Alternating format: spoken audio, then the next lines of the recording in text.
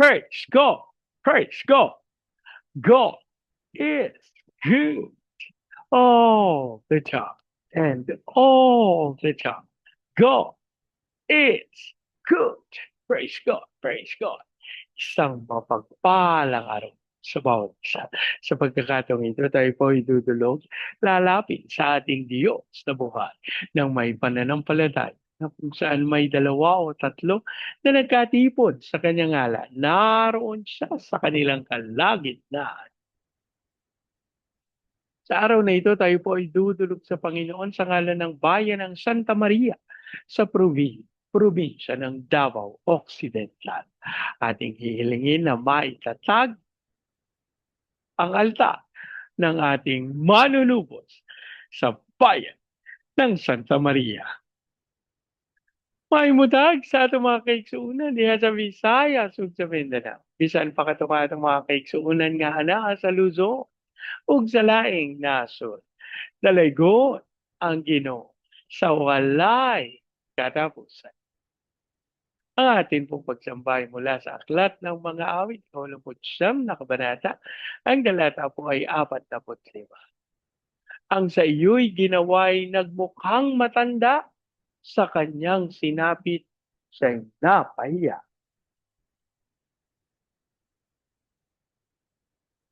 Ang sa iyo'y ginawa,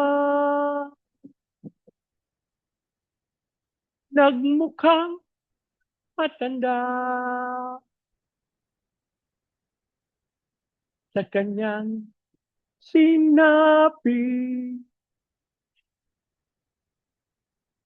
siya'y napahiya. Ang sa'yo'y ginawa, nagmukhang matanda,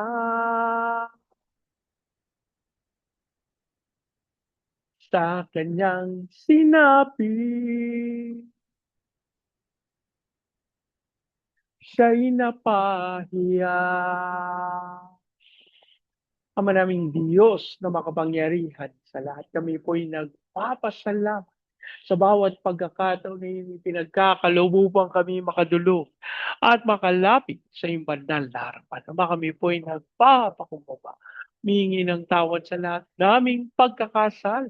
Aming idinudulog sa iyo ang bayan ng Santa Maria sa probinsya ng Davao Occidental. Aming panalangin ang lahat ng altar at lahat ng kasunduan na ginawa sa bayan ng Santa Maria nang hindi ayon sa pangalan ng aming manunubos ay mapawalang peace sa pangalan ni Jesus. At ang aming hiling sa pangunguna ng iyong Santong Espiritu, may nakda ang altar ng aming manunubos sa bayan ng Santa Maria. Maraming salamat po. Ang aming pag-asa at tinugon nyo at tinanggap namin ang aming panalangin sa pangalan ng aming Panginoong Hesus. Amen. Amen.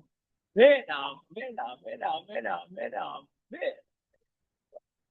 Praise. Ang ating pong pagpupulay ay mula aklat ng Exodo sa 10 kabanata. Ang talata po ay 1 hanggang 2. Sinabi ni Yahweh kay Moises, pumunta ka sa Farao. Pinagmatigas ko ang kanyang kalooban at ang kanyang mga tauhan para maipakita ko sa kanila ang aking kapangyarihan. Ginagawa ko ang mga kababalagang ito upang masabi ninyo sa inyong mga anak at apo kung paano ko ipinakita sa mga Ehipsyo ang aking kapangyarihan at sa gayoy kikilalanin ninyong lahat na ako si Yahweh. Pumunta sa Paraon sina Moises at Aaron at sinabing, ito ang ipinasasabi ni Yahweh, hanggang kailan ka ba magmamatigas? Payagan mo nang umalis ang mga Israelita upang sumamba sa akin. Kapag hindi mo pa sila pinayagan, bukas na bukas din ay magpapadala akong makapal na balang sa iyong bansa. Mapupuno nito ang buong Ehipto kaya't wala kang makikita kundi bala. Ubusin nito ang lahat ng hindi nasisira sa pag-ulan ng malaking tikpak ng yelo, pati ang mga punong kahoy. Papasukin ng mga ito ang inyong palasyo at ang mga bahay ng inyong mga tauhan at mga nasasakupan. Ang salot na ito ay higit na magiging mas matindi kaysa alinmang salot ng balang na naranasan ng inyong mga ninuno. Pagkasabi nito, umalis si Moises. Sinabi sa Paraon ng kanyang mga tauhan, hanggang kailan pa kaya tayo bubuluhin ng mga ito? Payagan na ninyo silang umalis upang sumamba sa Diyos nilang si Yahweh. Di ba ninyo nakikitang nawawasak na ang buong Ehipto? Kaya't ipinasundo ng Paraon sina Moises sa taas. Sinabi niya, kung papayagan ko kayong umalis upang sumamba kay Yahweh, sino-sino ang inyong isasama? Sumagot si Moises. Lahat po kami, mula sa pinakabata hanggang sa pinakamatanda. Dadalhin din namin ang lahat naming mga tupa, kambing at baka. Kailangan pong kasamang lahat sapagkat ipagpipista namin si Yahweh. Sinabi ng Paraon, tawagin na ninyo si Yahweh. Hindi ko papayagang isama ninyo ang inyong mga asawa at mga anak. Maliwanag na may binabala kayong masama. Hindi ako papayag na isama ninyo ang lahat. Kayo na lang mga lalaki ang umalis upang sumamba sa inyong Yahweh. Kung iyan ang gusto ninyo. Nasabi nito, ipinagtabuyan sila ng Paraon. Sinabi ni Yahweh kay Moises, iunat mong pataas ang iyong kamay at dadagsa sa buong Ehipto ang makapal na balang, ubusin ng mga ito ang mga halamang hindi nasira sa pag-ulan ng malalaking tipak ng yelo. Itinaas nga ni Moises ang kanyang tungkod, maghapot magdamag na pinaihip ni Yahweh sa buong Ehipto. Ang hangin mula silangan, kinaumagahan, tangay na ng hangin ang makakapal na bala. At ito'y dumagsa sa buong Ehipto. Kailan may hindi nagkaroon ng ganong karaming balang sa lupain na ito at hindi na magkakaroon pang muli ng itim ang lupa sa dami ng balang. Inubos ng mga ito lahat ng mga halaman, pati mga bunga ng kahoy na hindi nasira sa pagkulan ng malaking tipak ng yelo. Walang halaman o punong kahoy na naiwan na may dahon sa buong lupain. Dali-daling ipinatawag ng Paraon sina Moises at Aaron. Sinabi niya, nagkasala ako kay Yahweh na inyong Diyos. Gayon din sa inyo. Patawarin na ninyo ako at ipinakikiusap kong ipanalangin ninyo kay Yahweh na alisin na sa akin ang nakamamatay na parusang ito. Iniwan ni Moises ang Paraon at siya'y nanalang. Binago naman ni Yahweh ang takbo ng hangin. Pinaihip niya ang malalakas na hangin mula sa kanluran at tinangay nito ang lahat ng balang papunta sa dagat na pula. Isa may walang natira sa Ehipto. Ngunit, pinagmatigas pa rin ni Yahweh ang Paraon. Hindi nito pinayagang umalis ang mga Israelita. Ang Diyos po ang magpala ng kanyang buhay at makapangyarihang salita.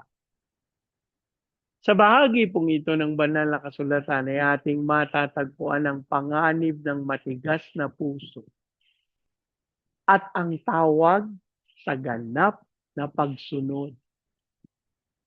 Ang patuloy na pagmamatigas ng puso sa Diyos ay naghahatid ng pagkawasak, habang ang tunay na pagsamba ay nangangailangan ng buo at walang kompromiso pagsunod.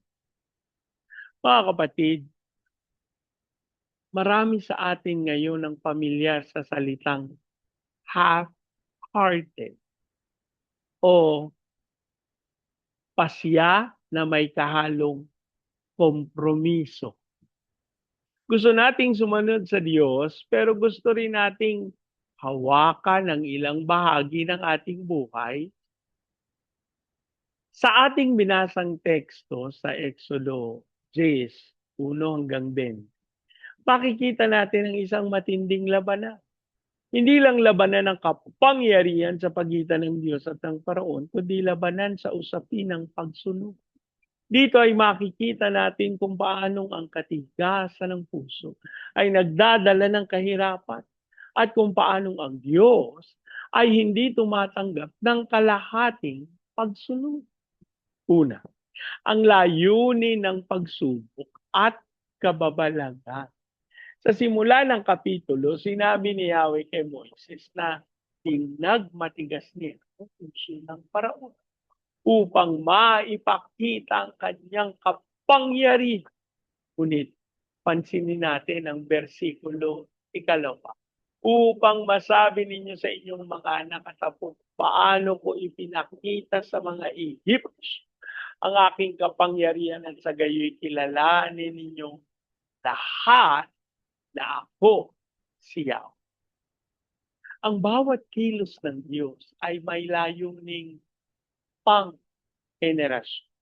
Ang mga himala, maging ang mga hatol na ay hindi lang para sa kasalukuyan. Ito ay upang may maikwento tayo sa susunod na salinlan tungkol sa kadakilaan ng Diyos. Bilang mga magulang o nakatatanda, anong ikinukwento natin sa ating mga anak, sa ating kapatid, sa ating mga apo? Kinukwento ba natin ang katapatan ng Diyos sa gitna ng mga pagsubok? Ang ating karanasan sa Diyos ay dapat magsilbing pundasyon ng pananampalataya para sa susunod na henerasyon. Kung yung sinasabi na standing on the giant's stone. Ikalawa, ang babala sa katigasan ng Diyos. Tinapos ng Diyos ang kanyang pasensya at nagtanong sa Paraon sa pamamagitan ni Moises at Aaron, hanggang kailan ka ba magmamatigas? Nagbabala ang Diyos tungkol sa salot ng mga balang na uubos sa natitirang pananim ng Ehipto. Maging ang mga tauhan ng Paraon ay nakiusap na. Hindi ba ninyo nakikita nawawasak na ang buong Ehipto? Ang katigasan ng puso ng ating pinuno o ng isang pinuno at ng isang tao ay hindi lang sa kanya nagdadala ng kapahamakan, pati na rin sa mga napaliligiran niya. Ulag ang Paraon sa unti-unting pagkawasak ng kanyang kaharian dahil sa kanyang pride o pagmamataas. Suriin natin ang puso. May mga bahagi ba ng buhay natin na unti-unting nawawasak? Ating pamilya, relasyon natin, yung kalusugan natin. Dahil ayaw nating isuko ang ating pride sa ating pamilya. Ang pagmamatigas sa paalala ng Diyos ay laging may kaaktiban na pagkawasan. Katlo at pangulo, ang panganib ng kompromiso sa pagsamba. Dahil sa takot sa salo, tinatawag ni Paraon sina Moises at tinanong sino ang sasama. Sumagot si Moises, lahat po kami. Mula sa pinakabata hanggang pinakamatanda. Pati ang aming tupa, kambing at baka. Ngunit tagalok ng kompromiso ang Paraon. Sinabi niya na mga lalaki lang ang sasama at iiwan ang mga asawa, anak at ari-arian. Gusto ng Paraon ng partial obedience o bagyang pagsunod. Batid na kung maiiwan ang pamilya at kabuhayan ng mga Israelita sa Egypt, tiyak na babalik sila at ang mga ito sa ilalim ng kanyang kapangyarihan. Ayaw ng kaawa na ibigay natin ang buhay natin sa Diyos. Ganyan din ang tukso ng mundo sa atin ngayon. Sasabihin ng mundo, sige, magsimba ka, maging Kristiyano ka, pero huwag mo isama ang pamilya mo. Sige, sumamba ka, pero huwag mo isama ang iyong negosyo, pananalapi at prinsipyo ng Diyos. Ang tunay na pagsamba ay walang kompromiso. Kung sasamba tayo sa Diyos, kasama ang ating pamilya, ang ating bayan at ang ating kinabukas.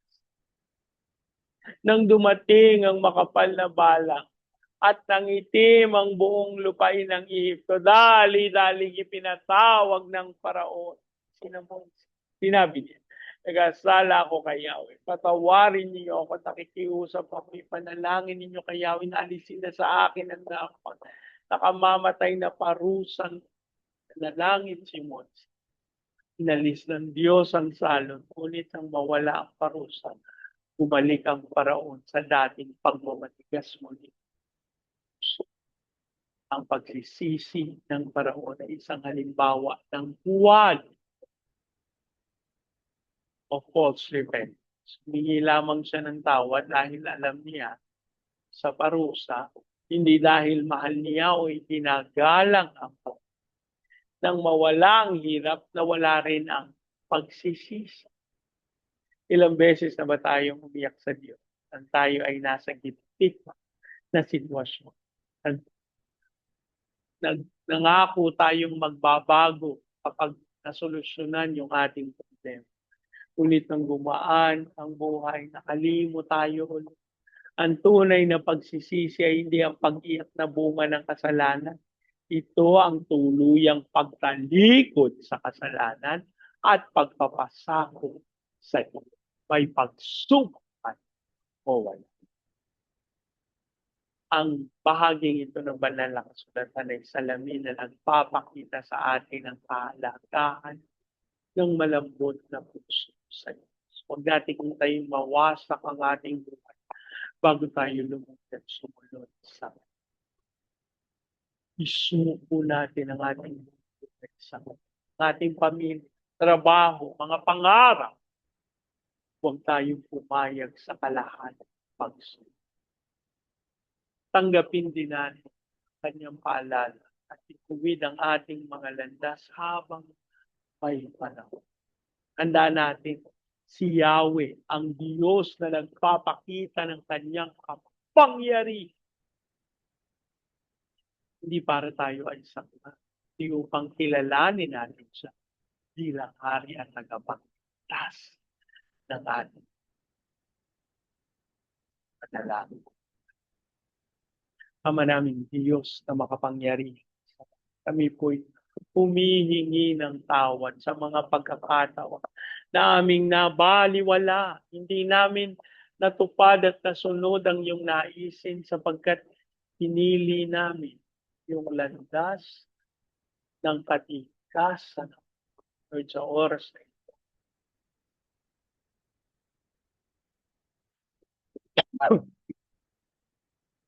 Dasal namin ang iyong Santong Espiritu ang patuloy na magkaloob sa amin ng kaliwanagan upang ang landas ng katwiran, ito ang aming lakaran. Habang amin din pong itinutulong ang bayan ng Santa Maria sa probinsya ng Davao, ang aming panalangin upang magkaloob ng pagkakaisa ng unawaan sa katawan ng aming Panginoong Jesucristo sa bayan.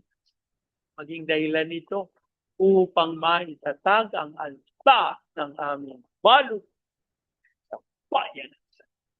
Maging dahilan ng pagdaloy ng kapangyarihan ng Santo Spirit. As he also declared the fire of revival na dumalo sa Baguio City, Cagayan de Oro, Legazpi, Manila, Pampanga, Inusan mo mga bayang may kapangyarihan. Mapangyarihan yung dakilang kaloob.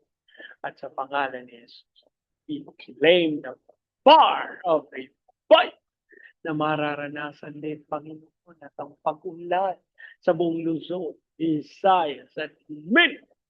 Pahintulot mo na malakad namin yung katotohanan ng tawag mo sa amin to be the launching pad of the gospel, to be a missionary sending church, be the America of Ace, lahat of its Lord.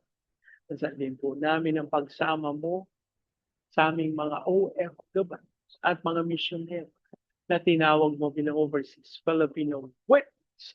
Yan mong dumalo yung espiritu at kapangyarihan sa kanilang pamamahayag ng Diyos. Gayon din sa aming mga training agents, katulad po ng Mainline Asian Center, Elijah House Church. Ilusan mo mga ministeryo nito, ito ang magdala, kapangyarihan at kalwalhatian. Hayaan mo din po na maranasan ito ng aming mga tagapanguna, sa aming President Marcos, Vice President Duterte, sa Senado, Kongreso, Judiciary, Military, Police, Local Government. Declare the fear of the Lord at siyang tunay na maranasan ng aming bayan at malantad ang kasinungaling ng kaaway. As we also pray, Panginoon, sa mga bansa ng Vietnam, Cambodia, Myanmar, Laos, Thailand, Malaysia, Singapore, Brunei, ilusan mo ng may kapangyarihan. Tumaloy ang iyong pangyarihan kalwalhati, maging sa Hong Kong, Macau, Taiwan. Hayaan mo ang pag-ibig at kaligtasan ng Panginoon ay maranas ng Japan, China, yan, South Korea, North Korea, Brazil, Russia, America. Lord, yan, sumama ka ng walang katulad sa mga bansa nito. Dumaloy ang kapangyarihan. Wala. As you also declare, peace over Israel. Maraming salamat. Inakin namin tinugod niya, tinutulog namin ang aming panalangin sa pangalan ng aming Panginoon Yesus. Amen. Amen. Amen. Amen. Amen. Amen. Amen. Sa pagkakataong ito, yan yung pagsalitain natin ang pasukas ng Panginoon sa inyo at sa inyo sa I declare the everlasting love of the Father. I declare the unending blessings of the Son. I declare the sweet, sweet, sweet fellowship of the Holy Spirit now and forever. I declare there's no house in that with pork, then big and nourishing Jesus. Many. Praise God. Hanggang sa susunod po. Sama-sama nating ideklara. Pilipinas, God bless you big time. And so we declare to God be all the glory in Jesus' name. Amen. Amen.